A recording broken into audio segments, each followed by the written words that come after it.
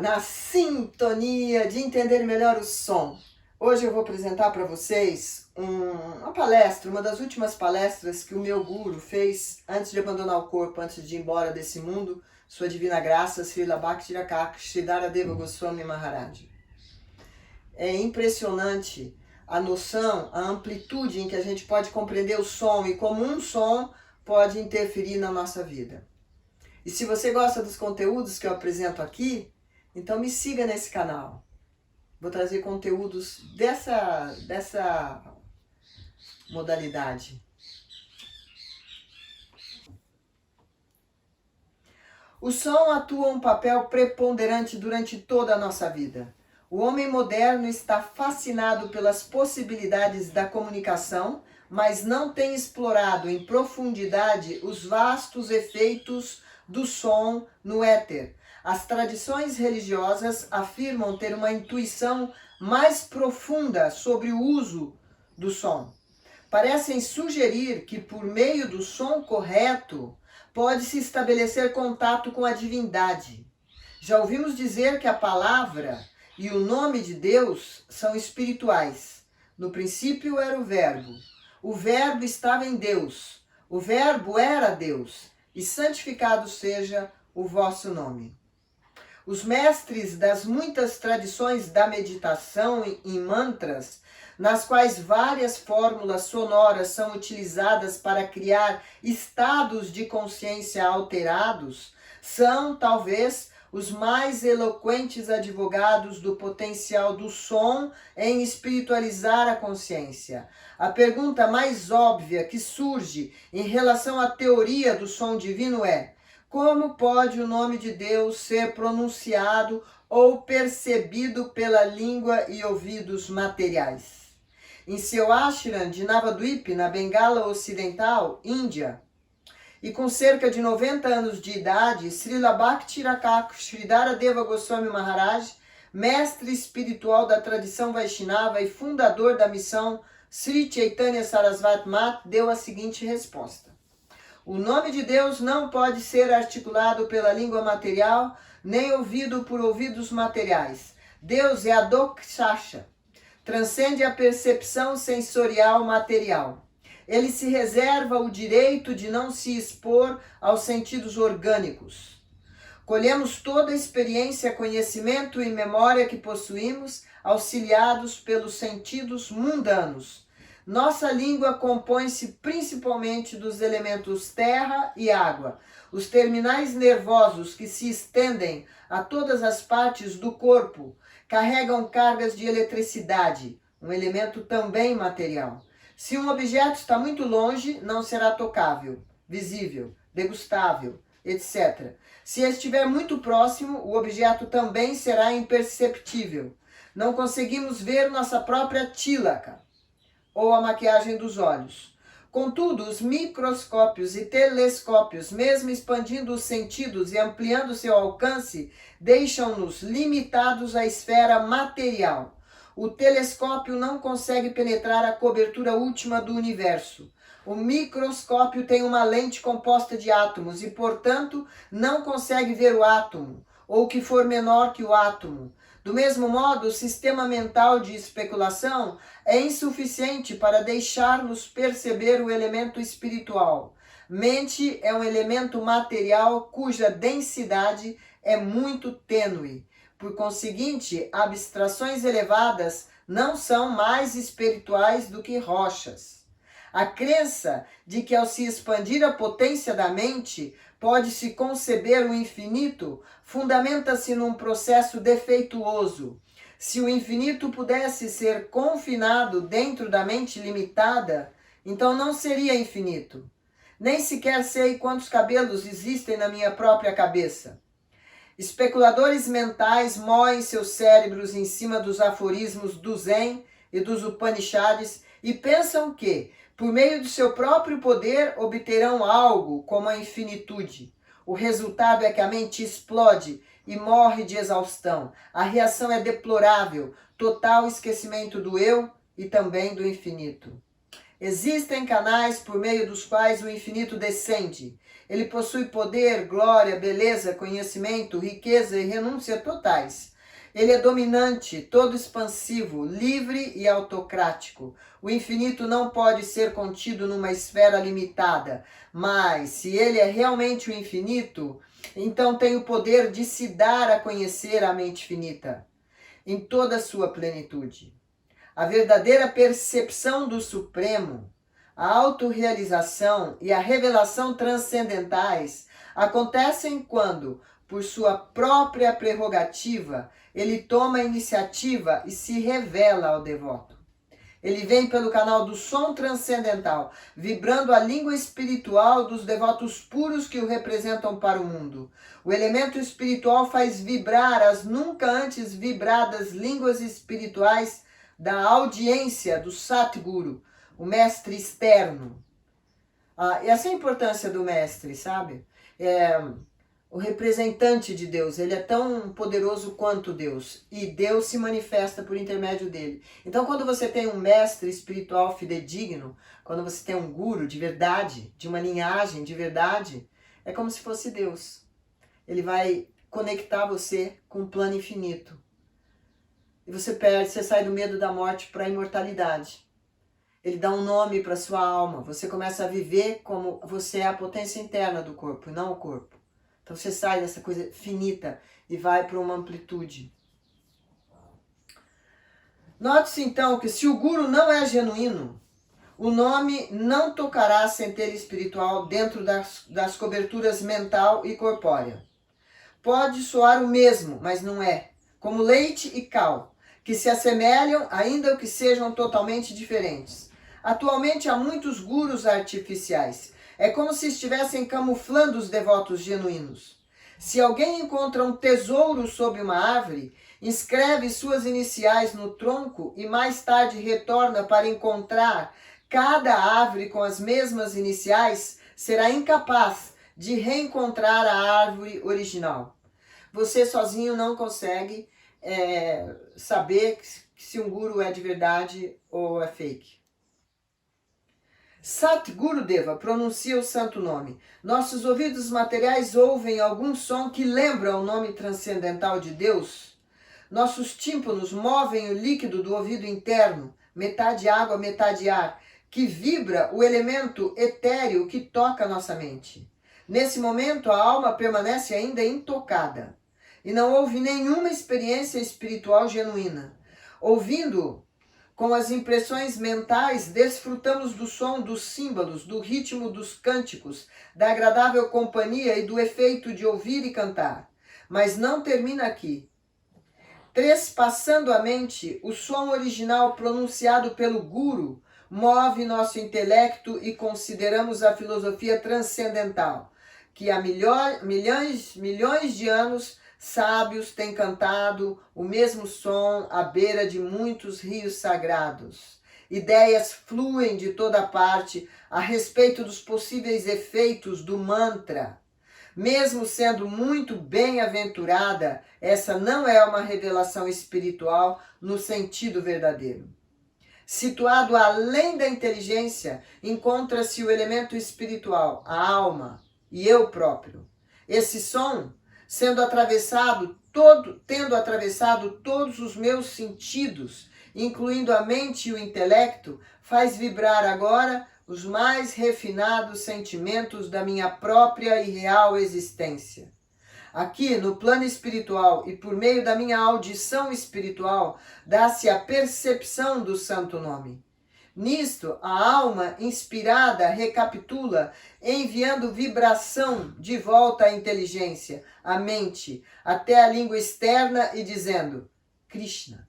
Esse Krishna é ele mesmo. E dançamos em êxtase. Som, som, som. Apodere-se dos sons. Apodere-se das ondas sonoras dentro do éter. E sua felicidade estará garantida na vida espiritual.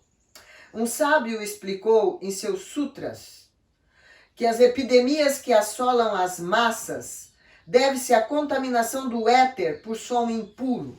Quando os advogados e promotores da corte mentem em nome da justiça, Tais vibrações sonoras contaminam o éter, que por sua vez contaminam o ar, a água, que as pessoas respiram e bebem, resultando em epidemias.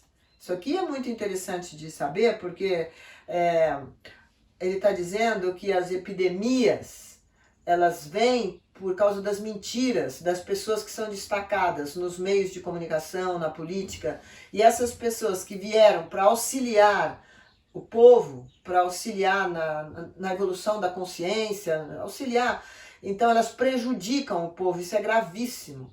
Então, quando os doutores começam a mentir na corte, quando as pessoas começam a vender produtos tóxicos, embalados em coisas, em cores muito sugestivas e lindas, isso cria uma coisa horrível no éter.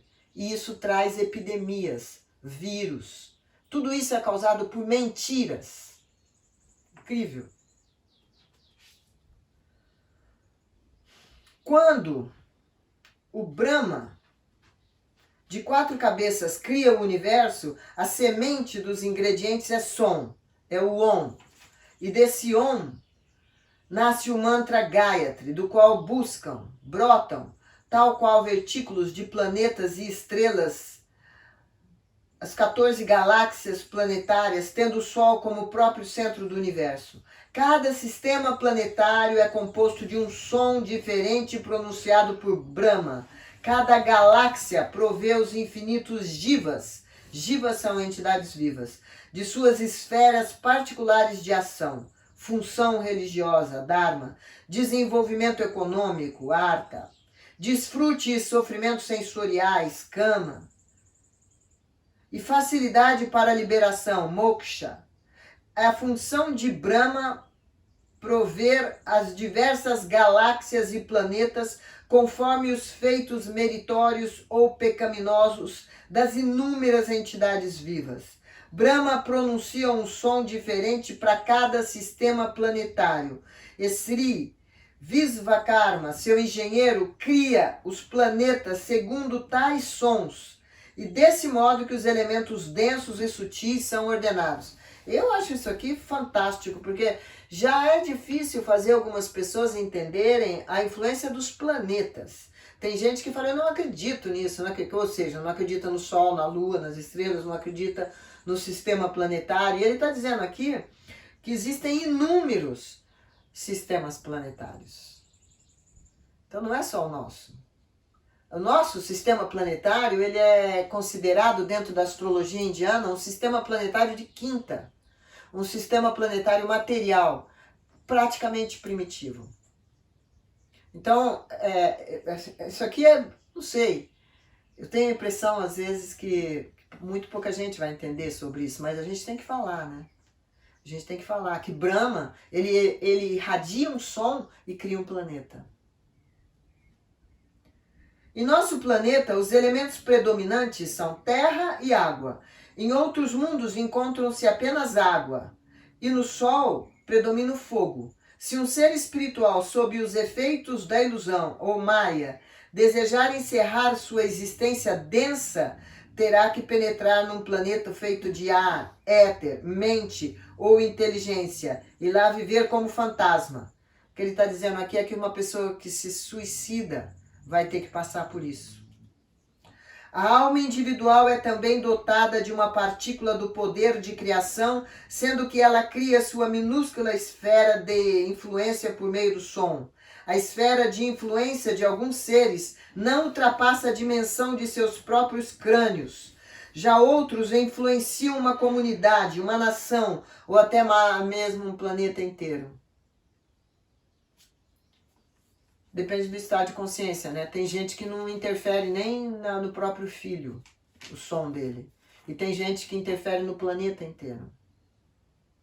Tudo isso depende do estado de consciência.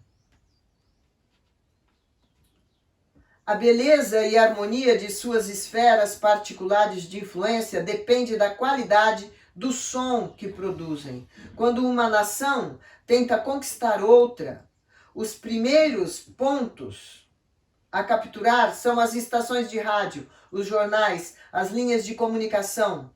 transmitindo seu manifesto por meio do som, o governo é capaz de derrubar os líderes de seus postos e tomar o país. É então, e também por meio do som, que o novo governo se estabelece. Se houvesse algum defeito nesse som, por menor que fosse, tudo estaria arruinado. É por isso que há tantas mudanças na situação mundial. O som de todas essas almas é, citando a Bíblia, uma Babel. Sons absurdos estão penetrando e contaminando o éter, a água, o ar, a própria estrutura molecular de cada pessoa, lugar e coisa.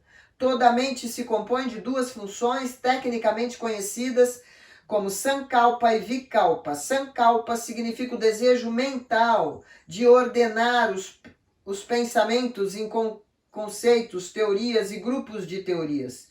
Vikalpa é a função da mente de rejeitar pensamentos, simplificando e limitando as experiências que são coletadas por meio dos sentidos, visão, audição, olfato, paladar e tato.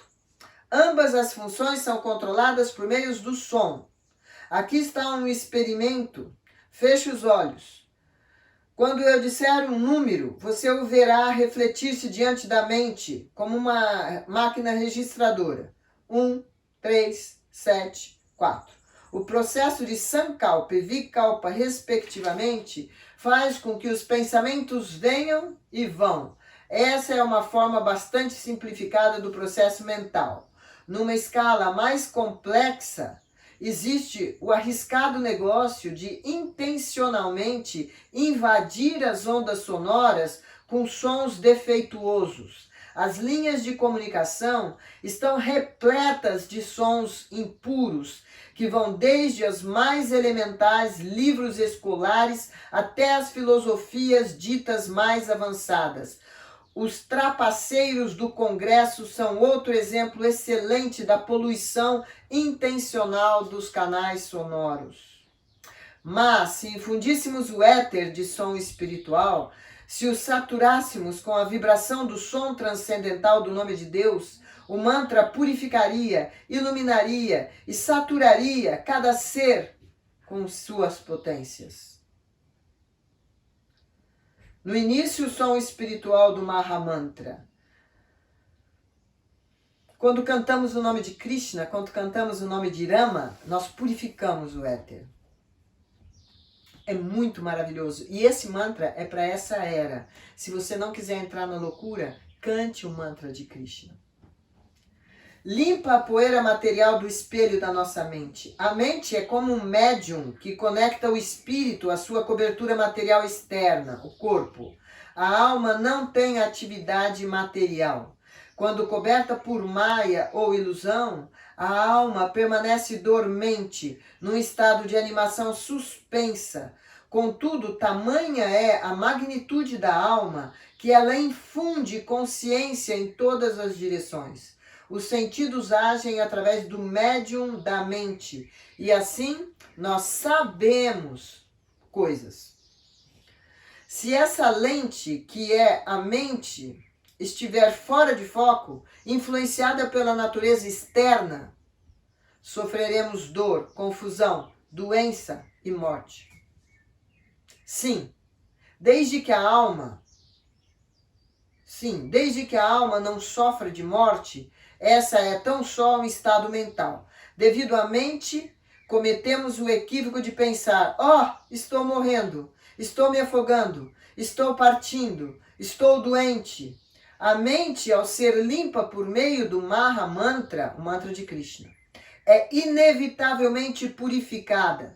Todos os planos materiais, sendo a causa do nosso sofrimento, são forçosamente mortos de fome.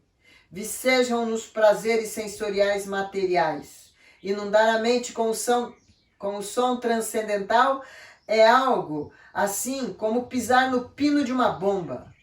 Aqueles equívocos de sofrimento e desfrute material são todos estraçalhados, mortos, e a mente material é plenamente conquistada, sem deixar nenhum inimigo na retaguarda.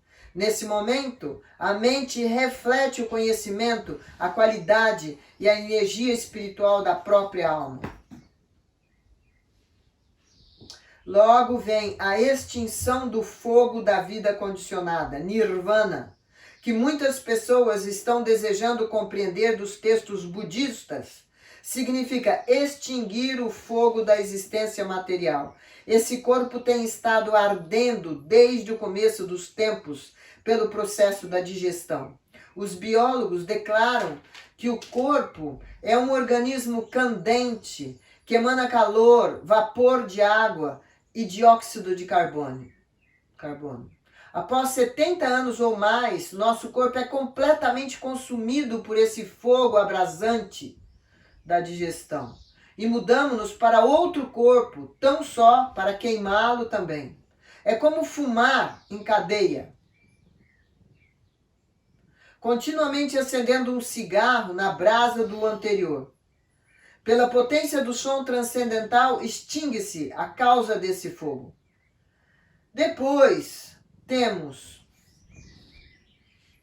não sei ler esse nome aqui. O som transcendental espalha a luz de bênçãos de digestão pacíficas e destemor, e nenhuma ansiedade invadirá a mente.